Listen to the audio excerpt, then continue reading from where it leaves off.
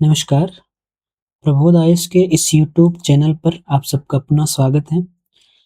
जैसे कि आप सब जानते हैं कि हमने एक सीरीज़ शुरू की है, जिसमें हम जो है उत्तराखंड के कुछ महत्वपूर्ण जो विषय है, महत्वपूर्ण टॉपिक है, उन टॉपिकों को कवर करने का प्रयास कर रहे हैं। और इसी को लेके जो है हमने एक अभी इतिहास जो उत्तराखंड का इतिहास है, इस इतिहास की एक सीरीज़ शुरू की है, जिसमें हमने कल जो उत्तराखंड की प्रथम राजनीतिक शक्ति है कुनिंदों के बारे में जानने का प्रयास किया था। इनके बारे में हमने कल विस्तृत जानकारी ली। अगर आपने वो वीडियो अभी तक नहीं देखी है, तो सबसे पहले आप उस वीडियो को देखेंगे, उसके पश्चात आप इस वीडियो में आएँगे, क्योंकि ये इस वीडियो का अगला भाग है, जिसको जो है हम वहीं से शुरू कर रहे हैं, जहाँ से जो है हमने कुनिंदों को खत्म किया था, जहाँ से हमने कुनिंदों को पढ़ना समाप्त किया था। यहाँ पे हमने कुनिंदों के बारे में विस्तृत अध्ययन किया है। इनके जो हमें मुद्राएँ मिली है, इन्होंने जो शासन किया है, इनके साम्राज्य के बारे में जानने का प्रयास किया है, इनके धार्मिक जीवन के बारे में पढ़ने का प्रयास किया है और जो-जो हमें सिक्कों से जानकारी प्राप्त होती है, उसके बारे में हमने जो यहाँ पे पढ़ने का प्रयास किया है।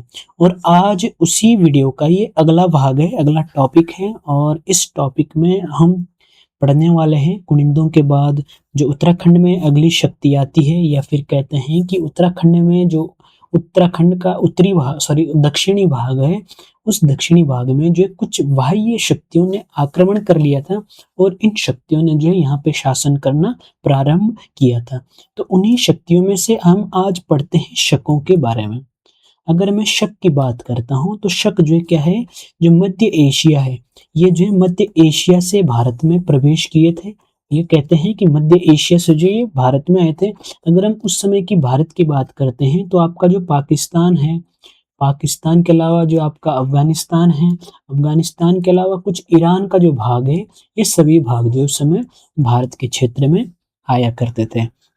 तो उस समय प्रारंभिक समय की बात करते हैं, तो जो शक लोग हैं, मुख्य रूप से ये एक पशुपालक प्रजाति है या पशुपालक जनजाति है। इनका जो मुख्य व्यवसाय था, ये पशुपालन था और ये मुख्य रूप से उस समय पशुपालन अपने पशुओं के लिए जो चारागाह की खोज में ये पूरब की ओर बढ़ना शुरू करते हैं और ये जो है यहाँ से आपके इंडिया में आते हैं या आपके जो भारत का क्षेत्र है, भारत के क्षेत्र में प्रवेश करते हैं।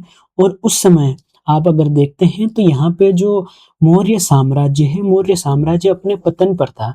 ये कह सकते हैं कि जो मौर्य साम्राज्य है, इसका पतन हो चुका था। तो इसी का फायदा उठाते हुए जो शक लोग हैं, इन्होंने जो पूर्वी क्षेत्र है भारत का, जो अगर हम बात करते हैं भारत का जो पश्चिम भाग है और जो मध्य एशिया का पूर्वी भाग है, इधर की तरफ का जो क्षेत्र है, इस क्षेत्र में जो है शकों के द्वारा क्या है, कब्जा कर लिया गया था। अगर मैं शकों की बात करता हूँ, तो शकों को जो है, जो भारतीय ग्रंथ है या भारतीय साहित्य है, इन साहित्यों में शकों के लिए एक शब्द प्रयोग किया गया है, सीतियन। अगर सीतियन पूछा जाता है, तो सीतियन जो है शकों के लिए प्रयोग किया गया है।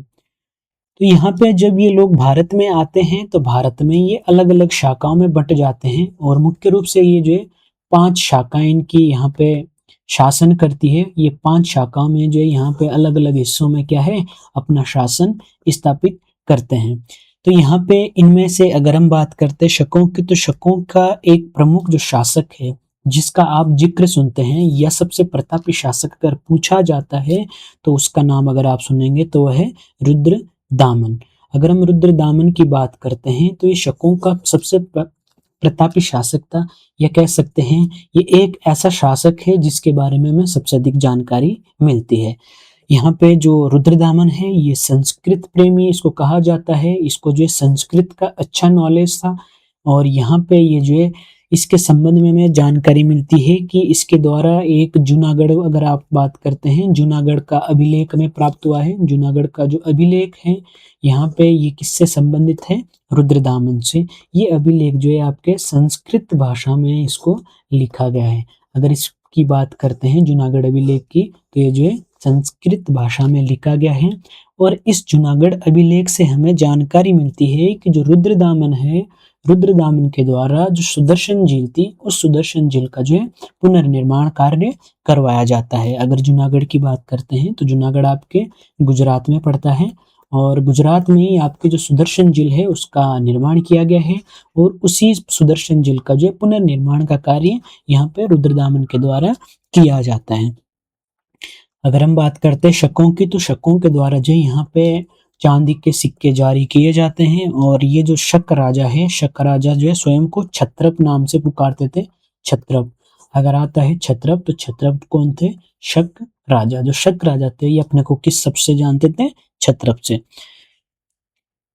दूसरा, अगर हम शास्त्रों की बात करते हैं तो शास्त्रों में जो है शकों के लिए एक शब्द प्रयोग किया गया है, वो है मल्लेच शब्द। मल्लेच शब्द भी अगर बनता है, मल्लेच शब्द आए या फिर सीतियन आए, सीतियन भी जो है शकों के लिए प्रयोग किया गया है और मल्लेच भी जो है आपके शकों के लिए प्रयोग किया गया है। अब हमने ये तो देखा इनका जो भारत में इन्होंने अधिक अपना क्षेत्र स्थापित किया था, अपना साम्राज्य स्थापित किया था। तो इसी संबंध में अगर हम बात करते हैं उत्तराखंड की अवस्थिति को अगर हम मैप में देखने की कोशिश करते हैं, ये यहाँ पे अपना उत्तराखंड है। इसके एक और यहाँ पे अगर आप जाएंगे तो यहाँ पे आपको हिमाचल प्रदेश मिलता है, इधर आपके उत्तर प्रदेश देखने को मिलता है, यहाँ पे आपका हरियाणा मिलता है और यहाँ से आपका पंजाब का क्षेत्र है और इधर आप जब जाएंगे तो ये पाकिस्तान वाला क्षेत्र होगा। तो यहाँ पे क्या है, जो कुषाण ये शक लोग है, शक लोग जो है इस क्षेत्र में, यहाँ पे ये जो क्षेत्र है इस क्षेत्र पर क्या है, ये अपना कब्जा करते हैं। इसी में जो अपना दक्षिणी क्षेत्र है उत्तराखंड का, इस क्षेत्र में जो है आपके जो शक लोग है ये यहाँ पे क्या है, अपना अधिकार कर लेते हैं। इस संबंध में हमें जानकारी मिलती है यहाँ पे जो मैदानी भाग है कि जो शक है इनके द्वारा यहाँ पे कहीं सारे सूर्य मंदिर, जो सूर्य मंदिर बनाए गए उत्तराखंड में, इन सूर्य मंदिरों का संबंध जो है शक जाति से माना जाता है या फिर शक शासकों से माना जाता है। इसके अलावा अगर हम बात करते हैं कुमाऊं की, तो कुमाऊं में जो है यहाँ पे एक संवत चलाया जाता है जिसको जो है शक संवत के नाम से जानते हैं और जो ये शक संवत है इसका संबंध जो है शक शासन से माना जाता है। तो ये प्रमुख साक्ष्य है जिससे हमें पता चलता है कि जो उत्तराखंड क्षेत्र है, उत्तराखंड क्षेत्र में जो है शकों के द्वारा शासन किया गया था। अब हम यहाँ पे जानने की कोशिश करते हैं जो शक लोग हैं, शकों से संबंधित जो हमको यहाँ पे जो सूर्य मंदिर है, क्योंकि अक्सर क्या है परीक्षाओं में सूर्य मंदिर से प्रश्न पूछे जाते हैं। तो यहाँ पे हम कुछ महत्वपूर्ण जो सूर्य मंदिर है उन सूर्य मंदिरों का उनको देखने का प्रयास करेंगे। तो इसमें अगर हम सबसे पहले और सबसे प्रमुख सूर्य मंदिर की बात करते हैं तो आपको देखने को मिलता है बड़ा आदित्य का सूर्य मंदिर। बड़ा आदित्य सूर्य मंदिर, अगर मैं इस मंदिर की बात करता हूँ तो इस मंदिर का निर्माण जो है शकों के समय हुआ था और ये इस समय अगर हम इसकी अवस्थिति की बात करते हैं तो ये जो है आपके जो अल्मोड़ा है, अल्मोड़ा में आपके सुतार गांव पड़ता है। इस सुतार गांव में जो कोसी नदी है, कोसी, जिसको उस समय जो कोसिला नाम से जानते थे, कोसिला, ये जो कोसी का पुराना नाम है। इस नदी के तट पर जो है आपको यहाँ पे बड़ादित्य सूर्य मंदिर देखने को मिलता है और इसी मंदिर का जो है 9वीं और 10वीं शताब्दी में, 9वीं और 10वीं शताब्दी में जो पुनर्निर्माण का कार्य किया जाता है और ये कार्य करते हैं जो कत्यूर वंश है, कत्यूर शासक है यहाँ पे जिनका नाम है कटारमल। कटारमल के द्वारा जो 9वीं और 10वीं शताब्दी में जो बड़ादित्य सूर्य मंदिर का पुनर्निर्माण का कार्य कराया जाता है। इसलिए जो इस मंदिर को कटारमल सूर्य मंदिर के नाम से भी जानते हैं। इसको बड़ादित्य का सूर्य मंदिर कहा जाए या फिर कटारमल का सूर्य मंदिर कहा जाए तो दोनों एक ही है और ये जो है आपके अल्मोड़ा के सुतार गांव में है और कोसी नदी के तट पर जो आपको देखने को मिलता है। इसके अलावा अगर हम बात करते हैं तो एक प्रमुख मंदिर हमको जो टिहरी है यहाँ पे देखने को मिलता है जिसका नाम है पलेटिका सूर्य मंदिर। पलेटिका सूर्य मंदिर, अगर पलेटिका सूर्य मंदिर की बात करते हैं तो इस मंदिर का जो निर्माण है ये भी काफी पहले इसका निर्माण किया गया था और ये जो है आपका जो हिंडोला खाल है, हिंडोला खाल आपके टिहरी में पड़ता है। हिंडोला खाल में एक जगह है पलेटी, पलेटी में जो है इस मंदिर का निर्माण किया गया है और इस मंदिर का अगर पुनर्निर्माण की बात करते हैं तो इस मंदिर का पुनर्निर्माण जो है राजा कल्याणमल के द्वारा जो किया गया है। राजा कल्याणमल राजा कल्याणमल के द्वारा पलेटी के सूर्य मंदिर का निर्माण किया गया है। और इस संबंध में हमको यहाँ पे एक ताम्रपत्र प्राप्त होता है जिसमें जो इसकी जानकारी आपको देखने को मिलती है। इसके अलावा अगर हम बात करते हैं तो राज्य में कई सारे अन्य सूर्य मंदिर भी है जो कि परीक्षा की दृष्टि से काफी महत्वपूर्ण है। उनमें से अगर हम बात करते हैं तो एक प्रमुख मंदिर है घोड़ाखाल सूर्य मंदिर। घोड़ाखाल सूर्य मंदिर ये जो है आपके नैनीताल में देखने को मिलता है। नैनीताल के अलावा यहाँ पे अगर हम बात करते हैं पिथौरागढ़ की, तो पिथौरागढ़ में हमारे पास कुछ प्रमुख सूर्य मंदिर देखने को मिलते हैं। जैसे कि आप अगर हम बात करते हैं तो यहीं पे हमको जो है चोपता का सूर्य मंदिर देखने को मिलता है। इसके अलावा यहाँ पे हमें मढ़ का सूर्य मंदिर देखने को मिलता है। और जो भुवनादित्य सूर्य मंदिर है ये भी जो है आपके पिथौरागढ़ में देखने को मिलता है। यहीं अगर हम बात करते हैं तो जो आपका चंपावत है, चंपावत में भी हमें सूर्य मंदिर देखने को मिलते हैं। तो यहाँ पे अगर हम बात करते हैं चंपावत की, तो यहाँ पे जो रमक का सूर्य मंदिर हो गया या फिर सुई का सूर्य मंदिर ये आपके चंपावत में है। इसके अलावा यहाँ पे आप जो खेतीकान का सूर्य मंदिर है, खेतीकान का सूर्य मंदिर भी जो आपके चंपावत में है। इसके अलावा अगर हम बात करते हैं पौड़ी की, तो पौड़ी में एक प्रमुख मंदिर है जिसको जो है आप क्यार्क सूर्य मंदिर के नाम से जानते हैं। क्यार्क सूर्य मंदिर जो है पौड़ी में है। एक प्रमुख मंदिर आपके चमोली जनपद में मिलता है जिसको जो है आप जानते हैं कुलसारी का सूर्य मंदिर। कुलसारी का जो सूर्य मंदिर है ये आपके चमोली में है। एक प्रमुख मंदिर आपके जो उत्तरकाशी है, उत्तरकाशी का जो भटवाड़ी क्षेत्र है, भटवाड़ी यहाँ पे जो आपको सूर्य मंदिर देखने को मिलता है। तो ये कुछ प्रमुख सूर्य मंदिर थे जो कि परीक्षाओं की दृष्टि से काफी महत्वपूर्ण माने जाते हैं और कई बार इनसे प्रश्न पूछे भी गए हैं और आगे भी संभावना है कि इनसे प्रश्न बने। तो यहाँ पे हमने शकों के बारे में काफी विस्तृत तरीके से जानने का प्रयास किया और शकों के पश्चात अगर हम आगे बढ़ते हैं तो हमें यहाँ पे एक अन्य बाह्य शक्ति के रूप में देखने को मिलते हैं कुषाण। अगर हम कुषाणों की बात करते हैं तो शकों के पश्चात जो है कुषाण भारत में प्रवेश करते हैं और उत्तराखंड में भी जो है शकों के पश्चात इस उत्तरी क्षेत्र दक्षिणी भाग में जो है कुषाण अपना साम्राज्य स्थापित करते हैं या कह सकते हैं कि इस क्षेत्र को जो है ये अपने शासन में मिलाते हैं। तो अगर हम यहाँ पे कुषाणों के बारे में पढ़ते हैं तो ये जो है ये भी अगर हम बात करते हैं इनकी तो ये भी कहाँ है आपके जो मध्य एशिया है, मध्य एशिया से जो कुषाण भारत में प्रवेश करते हैं। और अगर हम इनकी बात करते हैं तो इनका एक प्रमुख शासक है जिसने जो है भारत में कुषाणों की सत्ता स्थापित की थी जिसको जो है आप जानते हैं कुजुल कडफिसेस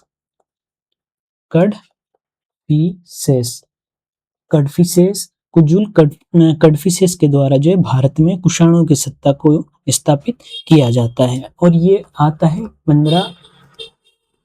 15वीं ईस्वी में जो है जो कुजुल कडफिसेस है ये भारत में अपनी सत्ता स्थापित करता है। और यहाँ पे जो है क्या है, यहाँ पे अपने जो कुषाण हैं, कुषाणों का साम्राज्य या फिर इनका प्रशासन शुरू होता है। तो इस बारे में अगर हम बात करते हैं तो इनके द्वारा जो यहाँ पे तांबे के सिक्के प्रारंभ में चलाए जाते हैं।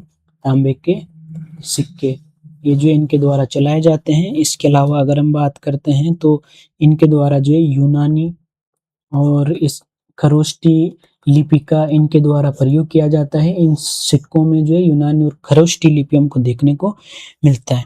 इसके अलावा कहा जाता है कि जो कुषाण है, कुषाणों ने सर्वाधिक शुद्ध सोने के सिक्के चलाए थे। और सबसे पहले अगर हम बात करते हैं तो कुषाणों का जो एक प्रमुख शासक है जिसका नाम है विम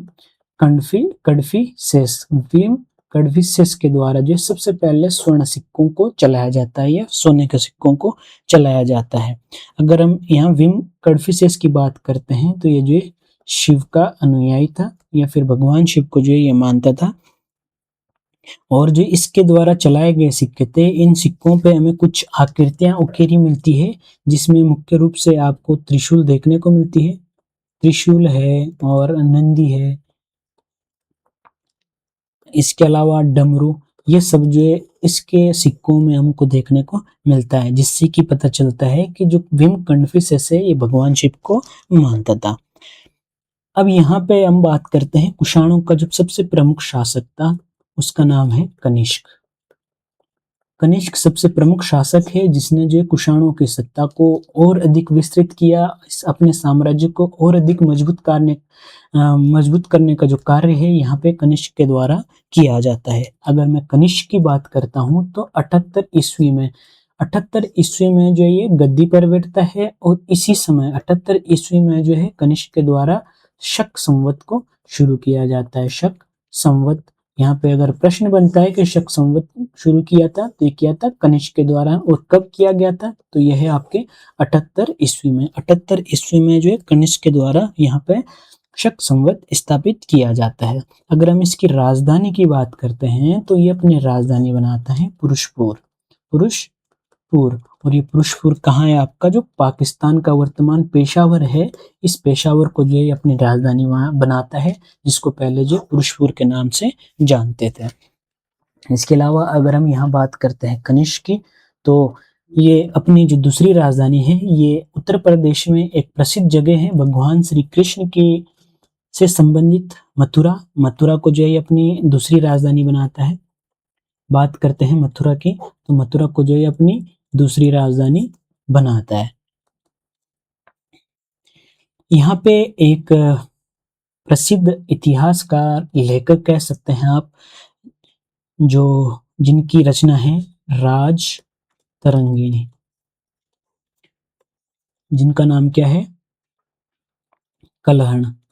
कलहण की राजतरंगिणी में लिखा गया है कि जो कनिष्क है, कनिष्क के द्वारा कश्मीर में आक्रमण किया जाता है, और यहाँ पे आक्रमण करने के पश्चात जो कनिष्क है यहाँ पे कश्मीर में जो है कनिष्कपुर शहर की, कनिष्कपुर नगर की जो है यहाँ पे क्या है ये स्थापना करता है। ये उल्लेख मिलता है राजतरंगिणी में, और राजतरंगिणी किसकी है, कलहण की। तो यहाँ पे अगर हम बात करते हैं जो कनिष्क थे, कनिष्क की अगर हम बात करते हैं तो ये जो है अगर बात करें तो ये बौद्ध धर्म को जो है मानता था, बौद्ध धर्म। और इसी के समय जो है कनिष्क के समय जो है जो चौथी बौद्ध संगीति होती है, उस बौद्ध संगीति का आयोजन जो है कश्मीर के कुंडल वन में किया जाता है। कुंडल वन में जो चौथी बौद्ध संगीति का आयोजन किया जाता है, और इस फोर्थ बौद्ध संगीति के जो अध्यक्ष है, अध्यक्ष की करते हैं इसके वसुमित्र के द्वारा जो है चौथी बौद्ध संगीति की अध्यक्षता की जाती है। अगर इसके उपाध्यक्ष की बात करते हैं तो इस जो यहाँ पे फोर्थ बौद्ध संगीत हुई थी, इसके उपाध्यक्ष थे उस समय अश्वघोष। अश्वघोष के द्वारा जो यहाँ पे चतुर्थ बौद्ध संगीति के उपाध्यक्ष के रूप में यहाँ पे कार्य किया जाता है। अध्यक्ष वसुमित्र थे, ये बौद्ध विद्वान है, और यहाँ पे जो ये बौद्ध संगीति हुई थी कश्मीर के कुंडलवन में हुई थी, तो ये प्रमुख है, यहाँ से कई बार प्रश्न बनते हैं फोर्थ बौद्ध संगीति से। अब बात करते हैं यहाँ पे हम कनिष्क के दरबारी कवियों की, या फिर कह सकते हैं इनके दरबार में एक प्रमुख दार्शनिक कहें या फिर कवि कहें, जिसको जो आप अश्वघोष के नाम से जानते हैं। अश्वघोष ये जो है इनके दरबारी कवि थे, इनके द्वारा बुद्ध चरित जो है इसकी रचना की गई थी। बुद्ध चरित की रचना जो है यहाँ पे अश्वघोष के द्वारा की जाती है। और अगर हम बात करते हैं अश्वघोष की, तो इसके संबंध में जो है हमें कुछ जानकारी याद रखनी है। जैसे कि अगर हम प्रश्न बनता है कि भारत का कांट किसे कहा जाता है, तो ये अश्वघोष हो जाएगा, इसको भारत का कांट कहा जाता है। या फिर वाल्टेयर, भारत का वाल्टेयर भी इसे कहा जाता है। और यहाँ पे अगर हम बात करते हैं जो कनिष्क है, कनिष्क के द्वारा जो है सबसे पहले जो सिक्के हैं, सिक्कों पर जो है बुद्ध की आकृति उकेरने का कार्य किया जाता है, या फिर सिक्कों पर जो है बुद्ध की जो आकृति है, बुद्ध की जो प्रतिमा है, वो सबसे पहले क्या है, कनिष्क बनवाना प्रारंभ करता है। अगर हम इनकी बात करते हैं शकों की, तो शुरुआत में जब ये भारत में आए थे, कुषाण जब भारत में आते हैं तो सबसे पहले इनके जो सिक्के होते थे वहाँ पे हमको जो यूनानी जो देवी देवता है, यूनान के जो देवी देवता है, यहाँ पे उनके चित्र हमको दिखाई देते थे। लेकिन उसके पश्चात जब ये भारत में काफ़ी समय इनको हो जाता है तो उसके पश्चात इनके सिक्कों में क्या है, आपके भारतीय देवी देवताओं के चित्र देखने को मिलते हैं। मुख्य रूप से यहाँ पे अगर हम बात करते हैं, शिव है, बुद्ध है, कार्तिकेय इनके चित्र जो है हमें इनके सिक्कों में देखने को मिलते हैं। अब यहाँ पे अगर हम बात करते हैं कनिष्क के समकालीन की, कनिष्क के समकालीन कुछ महत्वपूर्ण विद्वान थे जिनके बारे में हमें जानना जरूरी है। उसमें से एक सबसे जो प्रमुख माने जाते हैं नागार्जुन। नागार्जुन की अगर हम बात करते हैं तो इन्हें जो शून्यवाद का जनक इनको कहा जाता है, या फिर भारत का आइंस्टीन अगर आता है तो ये आपके नागार्जुन है। इसके अलावा यहाँ पे इनके द्वारा जो रचना की गई है वो है मध्यमिका की रचना जो यहाँ पे नागार्जुन के द्वारा की गई है। इसके अलावा जो अन्य विद्वान थे इन्हीं के समकालीन एक अश्वघोष प्रसिद्ध थे। इसके अलावा वसुमित्र। इसके अलावा इनके दरबार में इनका एक प्रमुख चिकित्सक था जिसके बारे में आप सब जानते हैं, चरक, जिनके द्वारा जो चरक संहिता की रचना की जाती है। ये इनका जो है राजवेद था। और यहाँ पे अगर हम चरक की बात करते हैं तो इसको जो है आपका जो आयुर्वेद है, आयुर्वेद का जनक जो है चरक को कहा जाता है। और यहाँ पे जो इनके द्वारा रचना की गई है चरक संहिता की ये जो है आपके 8 भागों में विभाजित है और इसमें कुल 120 अध्याय देखने को मिलते हैं। और इसी चरक संहिता को जो है आपका भारतीय चिकित्सा का जो है क्या है, विश्वकोश कहा जाता है। एक अन्य प्रमुख दार्शनिक या फिर कवि कहें जिसको जो आप वसुमित्र के नाम से जानते हैं, वसुमित्र, जिसके द्वारा जो यहाँ पे विभाषा शास्त्र इसकी रचना की जाती है। ये भी जो है कनिष्क के ही समकालीन है। अब यहाँ पे 102 ईस्वी में क्या होता है, कनिष्क की मृत्यु हो जाती है। कनिष्क के संबंध में एक चीज और याद रखेंगे, जो कनिष्क है इसने जो आपका सिल्क रूट है इस पर जो क्या है, इसने जो रेशम मार्ग है इस पर जो इसने अपना नियंत्रण रखा था, पूरे उसमें क्या है नियंत्रित कर रखा था। ये इसके अंडर में जो ये रेशम मार्ग का संचालन होता था। अब यहाँ पे कनिष्क की मृत्यु के पश्चात क्या होता है, जो कनिष्क के पुत्र है हुविष्क जो है यहाँ पे क्या है अपनी सत्ता स्थापित करते हैं, या इसको जो है यहाँ पे शासक बनाया जाता है। और अगर हम अंतिम शासक की बात करते हैं तो कुषाण वंश का जो अंतिम शासक है वो है वसुदेव जो है यहाँ पे कुषाण वंश के अंतिम शासक के रूप में आपको देखने को मिलेंगे। और जो वसुदेव थे ये जो मुख्य रूप से शिव धर्म अनुयायी थे। ये कह सकते हैं कि ये जो वसुमित्र है इस शिव धर्म को मानने वाले थे। यहाँ पे अगर हम इनकी बात करते हैं कुषाणों के संबंध में जो कुछ महत्वपूर्ण बातें में याद रखनी है, वो एक सबसे पहले तो इन्होंने जो आपका रेशम मार्ग है उस पर नियंत्रण किया। इसके अलावा जो व्यापारिक मार्ग को जो इन्होंने अच्छे से विकसित किया था और इसकी सुरक्षा के जो इन्होंने अच्छे प्रबंध किए थे। यहाँ पे जो किसी प्रकार की जो लूट मार थी वो नहीं होती थी, तो ये एक सबसे इम्पोर्टेंट पॉइंट यहाँ पे बनता है। इसके अलावा अगर हम बात करते हैं तो जो कुषाण लोग हैं ये जो पश्चिमी एशिया की बात करें या फिर यूरोप की बात करते हैं तो यूरोप के साथ जो इनका व्यापार था, ये व्यापार जो है आपके समुद्री मार्ग से करते थे। जो फारस की खाड़ी से होते हुए ये, और जो लाल सागर फारस की खाड़ी से होते हुए ये अपने जो यूरोपीय क्षेत्र है वहां से जो है अपने व्यापार किया करते थे, या यहाँ से जो है अपने सामान को यूरोप में भेजते थे और यूरोप का सामान भारत में आता था। इसके अलावा यहाँ पे जो इनकी प्रमुख उपलब्धियां हैं वो है यहाँ पे जो गांधार कला है, गांधार कला की शुरुआत यहाँ पे जो है कुषाणों के द्वारा की जाती है। इसके अलावा अगर हम बात करते हैं जो मथुरा कला है, मथुरा कला का निर्माण भी जो है यहाँ पे या शुरुआत है ये इनके द्वारा की जाती है।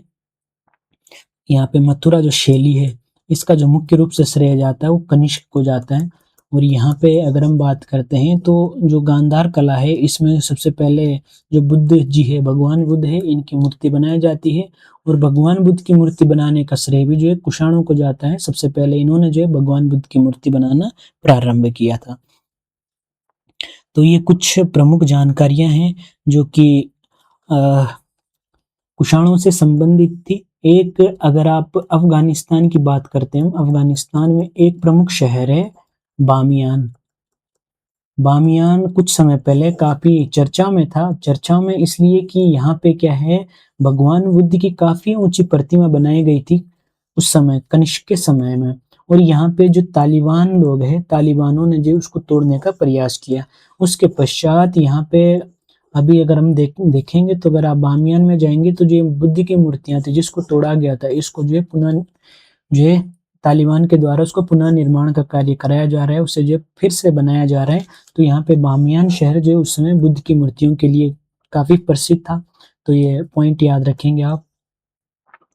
अब यहाँ पे बात करते हैं हम उत्तराखंड के संबंध में। उत्तराखंड के संबंध में अगर हम बात करते हैं कुषाणों की, तो कुषाणों के बारे में जैसे कि हम जान चुके हैं कि ये कैसे कैसे भारत में इन्होंने प्रवेश किया। और यहाँ पे अगर हम उत्तराखंड की बात करते हैं तो उत्तराखंड में जो हमें कुछ साक्ष्य मिलते हैं, उन साक्ष्यों के आधार पर हम कहते हैं कि जो उत्तराखंड है, उत्तराखंड में जो कुषाणों ने यहाँ पे क्या है अधिकार किया था। तो यहाँ पे इनके हमें कुछ प्रमुख स्थानों से सिक्के मिलते हैं। जैसे कि अगर हम बात करते हैं वीरभद्र, ये जो है ऋषिकेश के लिए कहा जाता है, ऋषिकेश, यहाँ से इनके हमें सिक्के प्राप्त होते हैं। इसके अलावा अगर हम बात करते हैं मोर ध्वज की, मोर ध्वज से जो आपका कोटद्वार है यहाँ से भी इनके सिक्के प्राप्त होते हैं। इसके अलावा अगर हम बात करते हैं गोविशाण, गोविशाण जो काशीपुर के लिए प्रयोग किया गया है। इन जगहों से जो हमें कुषाण कालीन सिक्के प्राप्त होते हैं। और कहा जाता है जो कनिष्क है, कनिष्क के द्वारा जो हमारा तराई का क्षेत्र है, जो उधम सिंह नगर वाला क्षेत्र है, उस क्षेत्र में जो है यहाँ पे कनिष्क के द्वारा अधिकार कर लिया गया था। कनिष्क के जो उत्तराधिकारी है हुविष्क। अगर हम हुविष्क की बात करते हैं तो हुविष्क की जो है यहाँ हमें 44 स्वर्ण मुद्राएं प्राप्त होती है। और ये जो मुनि की रहती है, ऋषिकेश मुनि की रेती, यहाँ से हमें जो इसके सिक्के प्राप्त होते हैं। अगर हम कनिष्क की बात करते हैं तो कनिष्क के जो सिक्के हैं ये मुख्य रूप से आपका जो नैनीताल है, नैनीताल से हमें कनिष्क के सिक्के मिलते हैं। इसके अलावा यहाँ पे जो काशीपुर है, काशीपुर से जो हमें इसके सिक्के प्राप्त होते हैं। इसके अलावा यहाँ पे अगर हम बात करते हैं कुषाण का वंश का एक शासक है वासुदेव द्वितीय। अगर हम वासुदेव द्वितीय की बात करते हैं तो इसके जो हमें 3 स्वर्ण मुद्राएं प्राप्त होती है। और ये जो स्वर्ण मुद्राएं हैं ये प्राप्त होती है आपके जो गोविशाण का टीला है, गोविशाण का टीला, उस टीले से हमें जो है 3 स्वर्ण मुद्राएं प्राप्त होती है। और जो स्वर्ण मुद्राएं होती है इस पर जो है शिव का चित्र बना मिलेगा और नंदी का चित्र जो है बना हुआ मिलता है। तो ये जो सिक्के हैं ये है वासुदेव द्वितीय से संबंधित। इसके अलावा अगर हम बात करते हैं तो कुषाणों की जो है 7 मुद्राएं आपके जो खटीमा है, खटीमा यहाँ से हमको जो है प्राप्त होती है। और यहाँ पे जो खटीमा से हमें 7 मुद्राएं प्राप्त होती है, इस पे जो है वसु नामक राजा का उल्लेख किया गया है। ये कह सकते हैं कि इसमें जो है वसु शब्द का प्रयोग किया गया है या वसु राजा का नाम लिया गया है।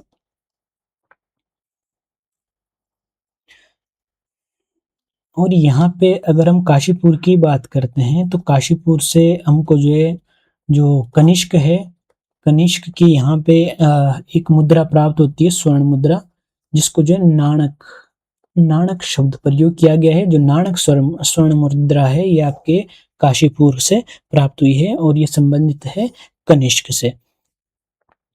अगर हम बात करते हैं जो वसुदेव है, वसुदेव जो कि कुषाण का अंतिम शासक था, इसकी जो मुद्राएं हैं, इसकी मुद्राएं हमको जो है बिजनौर से प्राप्त होती है। जो बिजनौर का क्षेत्र है यहाँ से हमें वसुदेव की मुद्राएं प्राप्त होती है।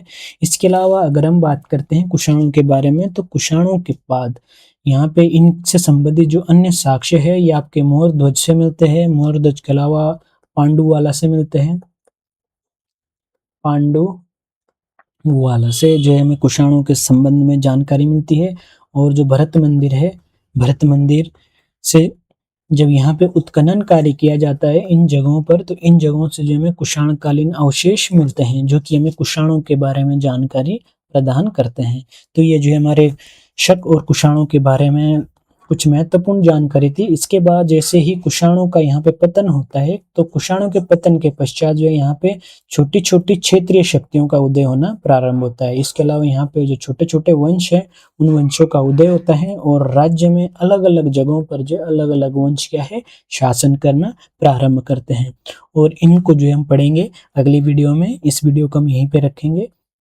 तो अगर आपको वीडियो अच्छा लगता है तो वीडियो को लाइक करना है और चैनल को सब्सक्राइब करना है। और अगली वीडियो में हम जो है यहीं से शुरू करेंगे।